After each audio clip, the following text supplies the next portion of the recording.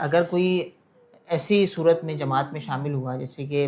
ظہر کی عصر کی دوسری رکعت میں امام صاحب تشہد میں بیٹھے ہوئے ہیں، یا مغرب کی دوسری رکعت میں تشہد میں بیٹھے ہوئے امام صاحب وہ نمازی آتا ہے اور اس نے تکبیر کہہ کر وہ تشہد میں جیسے ہی بیٹھا امام صاحب تیسری رکعت کے لیے کھڑے ہو گئے، تو اب اس صورت میں نمازی کے لیے کیا حکم ہے؟ کیا پوری تشہد پڑھے گا اس کے بعد ہی اس نے کھڑے ہونا ہے؟ اور دوسرا یہ کہ اگر کوئی شخص تشہد پوری کیے بغیر ہی امام صاحب تیسری رکعت کے لیے کھڑے ہوئے، وہ بیٹھا تھا، وہ بھی امام صاحب کے ساتھ کھڑا ہو گیا، تشہد نہیں پڑھی، تو اس کی نماز کا کیا حکم ہو؟ دیکھیں تشہد میں اگر تو وہ امام کے ساتھ بیٹھ گیا اور امام کھڑے ہو گئے، یعنی یہ بیٹھ چکا تھا، صحیح، تو اب تو اس پر لازم ہے، واجب ہے کہ عبدہ و رسول تک پڑھ کر پھر کھڑا ہوگا۔ صحیح، اور اگر یہ بیٹھنے کی طرف جا رہا تھا، امام کھڑے ہو گئے، تو اب یہ چونکہ بیٹھے ہی نہیں ہے، تو اب یہ کھڑا ہو جائے گا امام کے ساتھ اور اپنی نماز امام کے ساتھ پڑھے گا۔